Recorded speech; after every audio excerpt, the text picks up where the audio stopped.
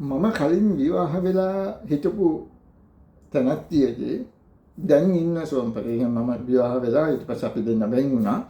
වෙන් වුණාට පස්සේ අවුරුදු 3කට විතර පස්සේ ඒ අය විවාහ වෙච්ච පුද්ගලයා හෝ සමග සම්බන්ධකම් පවත්වන පුද්ගලයෙක් ආව මාව හම්බ වෙනවා. ඉතින් මේ ජීවිතයට අරුණ වැඩසටහන තුළින් ජීවිතයට අරුණ YouTube channel එක තුළින් ඔබ හමු වෙන මම අදත් ඔබ හමු වෙන මම අරුණ ප්‍රියදර්ශන. ඉතින් මම හිතුවා මේ සිද්ධිය අරගෙන යම්කිසි පණිවිඩයක් වලට දෙන්න අපි කොහොමද සමාජයේ යම්කිසි දෙයකදී අපිට මේ වගේ දෙයකට මුහුණ පාන්න වුණොත් ගහමරා ගන්න නැතුව කොහොමද මේ සිද්ධියට මුහුණ දෙන්නේ කියන එක ඔබත් සමග බෙදා හදා ගන්න. ඉතින් මේ පුද්ගලයා ඒ කියන්නේ මම විවාහ වෙලා හිටපු මම පස්සේ අපි වෙන් වුණා. ඊට පස්සේ විවාහ වෙලා හිටපු තැනැත්තියගේ සැමියා යයි කියාගත්ත පුද්ගලයෙක් අපි වෙන් වෙලා අවුරුදු 3කට විතර පස්සේ ආව මම වැඩ කරගෙන හිටපු මේ ආයතනයට ඇවිල්ලා කතා කරා කවුද අරුණ ප්‍රියදර්ශන කියන්නේ කියලා. ඔහු දන්නෙත් නෑ මම එතන හිටියේ. ඊට පස්සේ මම තමයි කියලා. ඊට පස්සේ ඒ වෙලාවේ මම පොඩ්ඩක් කාර්ය බබලයි මම ඊට පස්සේ එයා කිව්වා මට ඔයා චුට්ටක් හම්බ වෙන්න ඕනේ කියලා. මම කිව්වා චුට්ටක් කොහොමද ඉන්නේ මේ මම මේ වැඩේ ඉවර කළත් මම දෙන්න කියලා මම ටක්ටාලේ වැඩේ ඉවර කරගෙන මම ගියා. මම දන්නේ නැහැ කවුද මොකටද ආවේ කියලා. ඊට පස්සේ මම ඔහු ගාවට ගියපු ගමන් ඔහු මට කියපු දේ තමයි මේ ඒ තැනැත්තියගේ නම කියලා මම තමයි අහවල් තැනැත්තියේ දැන් විවාහ වෙලා ඉන්න පුද්ගලයා කියලා කිව්වා. ඉතින් මම කිසිම ප්‍රශ්නයක් නැහැ. මගේ පස්සපැත්තෙන් ගියපු අසුචි බින්දක් විදිහට අතාරලා දාපු කෙනෙක්. ඉතින් වෙන කෙනෙක් ඇවිල්ලා මේ මම තමයි ඒ අසුචි පොඩ බාර අරගෙන ඉන්නේ කියලා කිව්වට මට ඉතින් එහෙම ප්‍රශ්නයක් නැහැ. මම ඉතින් හොඳ සුහදශීලී වර්තකයක් දෙලා බොහොම ස්තුතියි අඳුරගන්න ලැබීම ගැන. මේ ගැටලුවක් නැහැ. ඔයා විවාහ වෙලා ඉන්නේ මේ මම නම් මට කිසි ප්‍රශ්නයක් නැහැ. මම මගේ පස්සපැත්තෙන් ගියපු අසුචි බිලක් ආකාරයට තමයි පිළිකුල් සහතෝ තමයි යවම අතහැරී. ඉතින් මට ඒක ප්‍රශ්නයක් නැහැ. ඔයා විවාහ කරගත්තා. ඊට පස්සේ මිනිහා මේ ඒ ඔයාලා දෙන්න මේ වෙන් මට ඔයාට ඒක වැඩක් නැහැ නේ. ඔයා කතාල බැලපු කියන. ඔයාට ඒක වැඩක් නැහැ. අපි දෙන්නට ගැලපෙන්නට අපි දෙන්නට එකට ඉන්න බැරි හින්දා මේ වෙන් වුණා විවාහයෙන්. ඔයා කතාල බැඳලා නැහැ.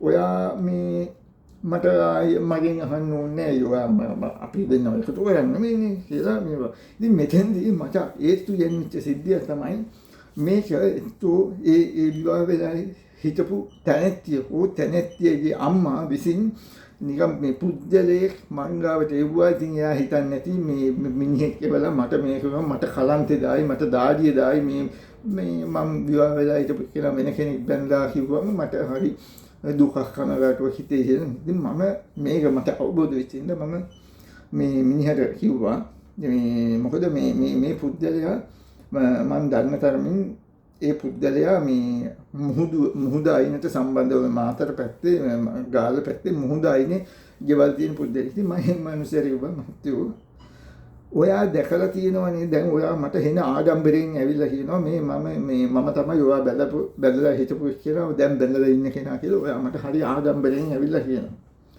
ඉතින් ඔයා දැකලා තියෙනව නේද මහත්තයෝ ඔයා වැල්ලේනේ.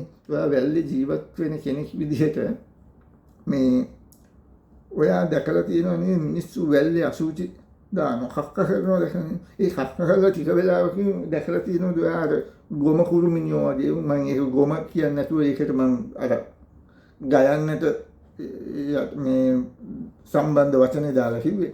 ඒක මම මෙතෙන්දී ඒක කියන්නේ නැහැ. ඔයාලා ඒක හිතාගන්න ඒක කිව්වම තමයි ඒ ගැටිය එන්නේ. ඉතින් මම කිව්වා ඔයා දැකලා තියෙන ඔයා වර්ෂස් පිටක් දැම්මට පස්සේ මූද වැල්ලේ ඒක ටික වෙලාවකින් අර ගොම කුරුමිනියෝ මෙහෙම ඔළුවෙන් දාගෙන රෝල් කරගෙන හරි ආඩම්බරෙන් යනවා මගේ අසුචි මේක මගේ කක්ක බෙට්ට. මම කිව්වා මහත්තයෝ මම ඒ ගෑණිව අතහැරිය මගේ පස්සපැත්තෙන් ගියපු අසුචි බිදක් විදිහට. ඉතින් ඔයා දැන් මට ඇවිල්ලා හරි ආඩම්බරෙන් කියනවා මේ ඔයා තමයි දැන් එයා බැඳලා ඉන්නේ කියලා. මහත්තයෝ මට ඔයා පේන්නේ අන්න අර ගොම කුරුමිනියා වගේ. ගොම කුරුමිනියා කියලා වචන නෙමෙයි මම කිව්වේ. ගයන්න සම්බන්ධ වචන දාලා මට පේන්නේ ඔයාව ඒ වගේ. ඉතින් මේ කරවල මට කිසි ප්‍රශ්න නැහැ. මට මේ කිසි දුකක් අංගයටවත් නැහැ. මම ඒක මගේ ශරීරයෙන් බැහැර කරන අසුචි බිඳක් විදිහට තමයි මම ඒක ආහාර කරේ. මොකද අපි පුතා අද ෆ්‍රයිඩ් රයිස් කෑවා කියලා අද ෆ්‍රයිඩ් රයිස් කෑවා කියලා හෙට උදේට මල පහ කරනකොට අපි මල පහ පිඟාන කර දාගන්නේ නැහැ. අනේ මම මේ ඊයේ කාපු ෆ්‍රයිඩ් රයිස් ටික තමයි කියලා. ඒක අසුචිම තමයි නේද පුතා? මේ හින්දා අපි දෙයක් අයින් කරනවා. අපි ඒක හිතින් අයින් කළාම දැන් මම ආයේ දෙන වැළපීමක් නෑ පුතා. ඉතින් ඒක තමයි මම කියන්නේ. මම මේ සිද්ධිය ඔයාලට එක්ක බෙදා හදාගන්න තීරණය කරේ. ඔයාලට යම් කිසි දෙයක මේ වගේ කරුණකට මුහුණ දෙන්න දහම ගන්න යන්න ඕනේ නෑ. ඒ මිනිහට මම අර ටෝක් එක දුන්නා විතරයි. මිනිහා මේ පැත්ත බලලා මේ පැත්ත බලනකොට සුන්ජාල මිසින්. ඌගේ කනට යහුවට වඩා ලොකු පීඩනයක් හේවෙන. අපිට මිනිස්සුන්ට ගහන්න ඕනේ නෑ, බහින්න ඕනේ නෑ. කටින් දෙන්න පුළුවන් නිකන් හිතලා හීන් නූලෙන් දෙන්න පුළුවන් කාර්පට් වල යන. ඉතින් ජීවිතේට අරුණ තුලින් මම ඔයාලට මේ කතාව බෙදා හදාගත්තේ. මම දකින්නවාද සමාජයේ දූ දරුවෝ හෙල්මට් වලින් ගහ ගන්නවා, බස් ස්ටෑන්ඩ් වල පොර ගන්නවා, ගෑනු මිනිස්සු බෙදා ගන්න බැරුව. ඉතින් එහෙම කරන්න එපා පුතා. මේ අසුචි බිඳවල මේවා අසුචි ගොඩවල් ඔය වෙනින් ගහමලා ගන්න එපා. නමුත් ඒ අසුචි ගොඩක් ඔයාට ටෝක් එකක් දෙන්න එනවා නම් ඒකට අර වගේ ටෝක් එකක් දෙන්න ඇම්බටිදාම යන්න. ඉතින් ජීවිතේට අරුණ YouTube channel එක තුලින් අදත් මම අරුණ ප්‍රියදර්ශන අපි තව වැඩසටහනකින් ඔය වගේ දේවල් මම සමාජයේ සංසිද්ධි මුණ දීපු අපි සාකච්ඡා කරමු. ඒ තුලින් යම් කිසි දෙයක් ඔයාලට ගන්න තියෙනවා අරගෙන හැදෙන්න. බොහොම ස්තුතියි. ජය වේවා.